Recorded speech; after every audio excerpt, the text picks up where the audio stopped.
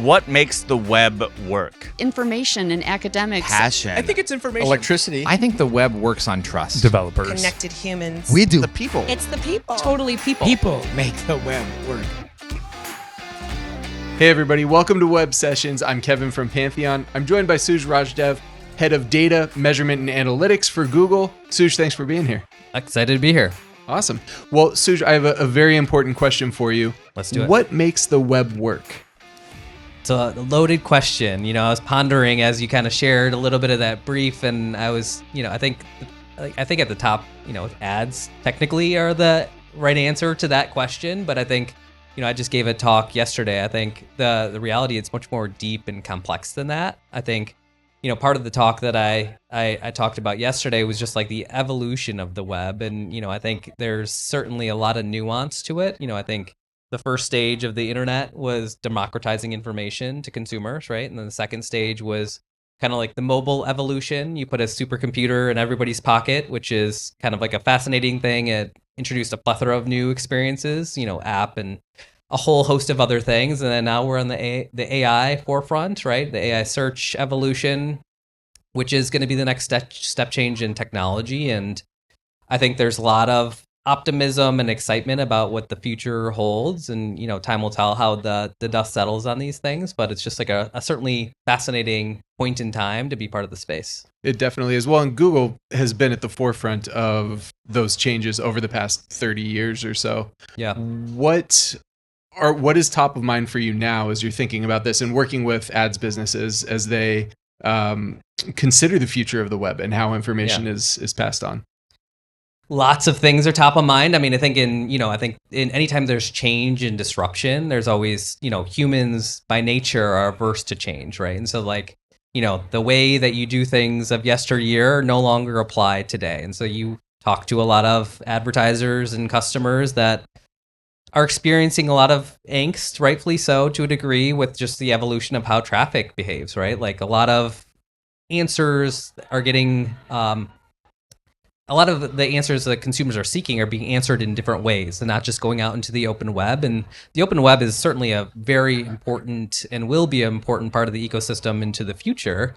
But the way consumers behave are different. And so I think it's a recalibration of expectations in some regards. And I think the other thing that we always, kind of think about or talk about is when the talk I did yesterday, I talk about Amara's law, which is we tend to overestimate the impact of technology in year one and dramatically underestimate the impact of technology over a 10-year horizon. And so, the ChatGPT moment, if we want to call that for most people, like the AI kind of semblance of onset, not the world hasn't turned upside down, from that moment, but it's changed and evolved. And if you look out the next 5 to 7 years, I do think there'll be more dramatic change. So I think, from an advertiser perspective, I think it's getting prepared for it. And so I think the more you can tap into these tools, like I think a lot of folks have talked about, AI disruption and how it's going to be, it's not the folks that, it's the folks that don't tap into these trends are the ones that get disrupted versus the people that are in the forefront. So I think that's kind of the crux of a lot of the conversations that we have. Yeah. Yeah, absolutely. So we're here at Content Marketing World, a lot of advertisers, a lot of marketers here. How does one prepare for this inevitable change that we're already in the midst of now? I think the first and foremost thing is adapting a test and learn mindset. I think adoption and adaption has to come down from the top. And so you have to have some direction. I think investing in the tools and kind of tinkering with them. Obviously Google has Google Cloud and Vertex AI and a host of solutions out there. And not to say you have to definitely build a chatbot on your site that mimics the capabilities of an LLM, but should you have an understanding of what the capabilities are, should you be developing RAG-based tools based on retrieval augmented-based tools based on the content you have on your website to kind of serve answers? Should you be understanding from your call transcripts, themes using AI that you can produce content on your website in your FAQ section? Like those are things that you should certainly be thinking about. And so you don't have to be in the sprint. I think you have to adapt the test and learn mindset, figure out what is working and what's not. the end of the day, we're not going to kind of settle out at what the future looks at tomorrow. But I think if you're not taking steps in that direction, you're certainly not setting yourself up for success on that front. Yeah, absolutely. So data measurement and analytics in the ad space. How are advertisers rethinking how they measure success, how they think about performance in this changing world? Zero-click content, AI overviews, all of the different ways we're consuming info now.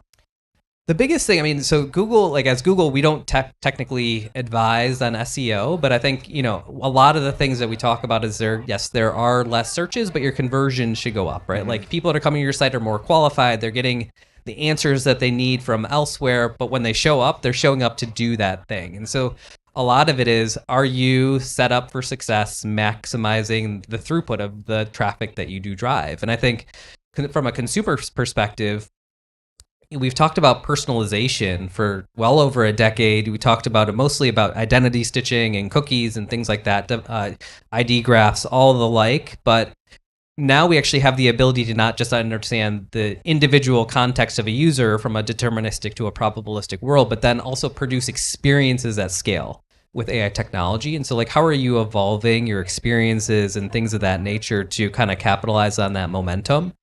And so I think those are all things that are part of the conversation. I think part of it also, I think there's also been, you know, a lot of advertisers, marketers look at media mix models. In those, a lot of it has been click-based tracking, right? And like privacy through the first wrench in that whole ordeal. Yep. Like, you know, a lot of customers I still work with use last click attribution, which like there's not clicks. It's not a set methodology that's set up for success. So with privacy and tracking and all those different things, like media mix models have definitely come to the forefront of opportunities to evaluate success. So I think there's going to be a wave of new tools, and I think that's part of the reason why I enjoy coming to these sessions and conferences to get a sense of like the capabilities and tools that are out there. So I think there's just like a lot of opportunity that's yet to be settled, but even relying on more traditional mediums that have been used in yesteryear for sure. So when it comes to a media mix model of measurement, I think a lot of marketers, a lot of advertisers feel a little behind the eight ball. What's some guidance that you would give to set yourself up for success when you're looking at expanding beyond that last click attribution model? I think the biggest thing is recognizing kind of the world that we operate in. If we don't operate in a click-based environment, then you have to do something differently. A media mix model is actually a big undertaking for any organization. I think Google has its own media mix model called Meridian. Meta and Facebook have their own called Robin, and we don't need to get into the puts and takes of them, but they are open source packages that if you have a data scientist that can work with them. So the barriers to entry have certainly lowered, but it's not going to be for every specific advertiser and customer. I think the biggest thing is like, as you think about kind of like the world evolves from a click-based means and to, you know, more social consumption, YouTube, TikTok, and Facebook and Instagram. It's like, how do you better understand the value of those things? And sometimes it's doing just basic testing, you know, A/B testing, incrementality testing, leveraging tools in the toolkit there. Could be potentially partnering with some of the kind of smaller SMB-oriented partners in this space. But I think you have to go in with the assumption that the behaviors that were existed in the past that you used as signals to understand what was happening are no longer going to be applicable. And especially as you think about, you know, view-based things, which are dependent on third-party cookies and things of that nature, like those are just not realities that you can kind of expect from today. So you have to put a test and learn framework to kind of dissect some of the key questions from that. That makes total sense. So when we talk about the convergence of all these things, AI, privacy, better sophistication among marketers and advertisers, what are some of the things that get you really excited about the future of the web? I mean, I'm a data nerd, so I think just kind of you fast forward. So I actually kind of liken it to kind of like the mobile experience, right? So like in mobile, and I started my talk yesterday, I showed a slide I showed to an advertiser 10 years ago. And they came to me and they said, and this was like one of many advertisers that said this statement, but hey, now my traffic, more than 50% of it is on my mobile webpage, and it converts at 10% of the rate as desktop. So the sky is falling type of statement.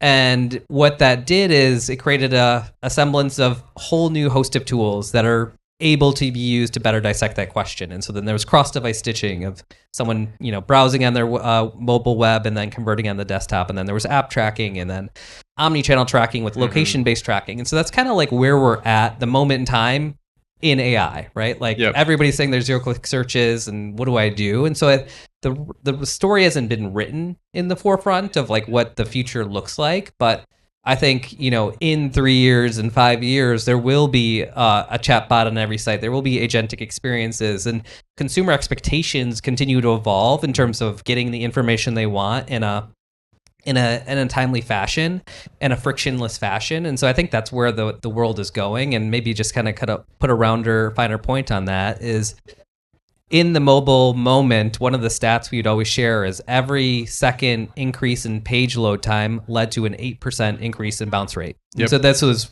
largely around like the 3G to 4G situation. When you're on the go and you're on 3G, page load matters. And so then if you don't have so I used an example of like a car buying experience on two different providers, and one provider had an LLM chatbot and the other had the manual filtering, and one took 17 seconds and the other took 38 seconds. So you have a 21-second differential. Which one, if you're a consumer, as expectations rise and getting information and access to things that you want faster, which one do you think is going to be better set up for success? And so if you fast forward out 5 years, like that's going to be the norm. And so I'm just excited to kind of go on that journey and evolve into the future with the web.